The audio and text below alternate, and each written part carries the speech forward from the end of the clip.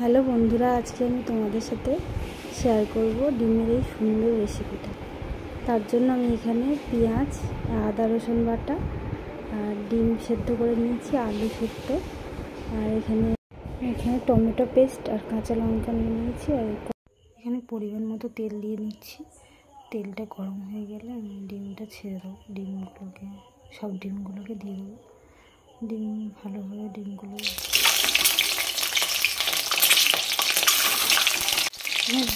ভালো সময় আমি একটু নুন দিয়ে দিয়েছি। নুন, হলুদ গুঁড়ো দিয়ে ভালোভাবে ভেজে নেব। লাল লাল করে ভেজে নিয়ে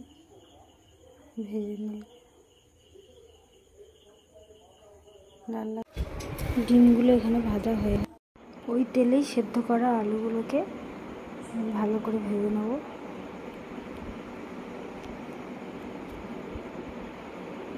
আমার এখানে আলুটা ভাজা হয়ে গেছে। এখানে কিছুটা তেল অ্যাড করে দুটো তেজপাতা, লবঙ্গ, দারচিনি দিয়ে নিয়েছি। তারপরে এখানে পেঁয়াজ কুচিগুলো দিয়ে নেব।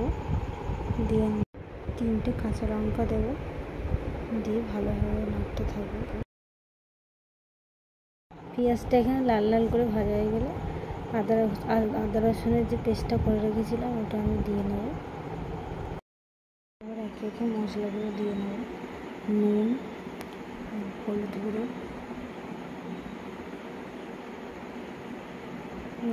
লঙ্কার গুঁড়ো দিয়ে নিয়েছি।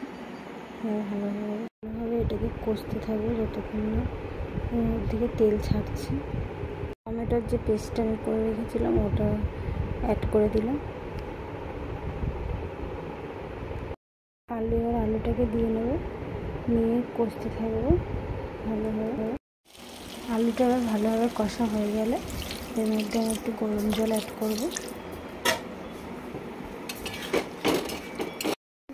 ডিমগুলোকে আমি একে একে দিয়ে নেব। তারপরে ভালো করে তরকারিটা আমি ফুটিয়ে নেব। তরকারিটা ফুটে গেলে আমি এখানে গরম মশলা অ্যাড করে দেবো। আমার এই রেসিপিটা কেমন লাগলো তোমাদের? আরও নতুন নতুন ভিডিও দেখার জন্য আমার চ্যানেলটিকে সাবস্ক্রাইব করতে ভুলো না।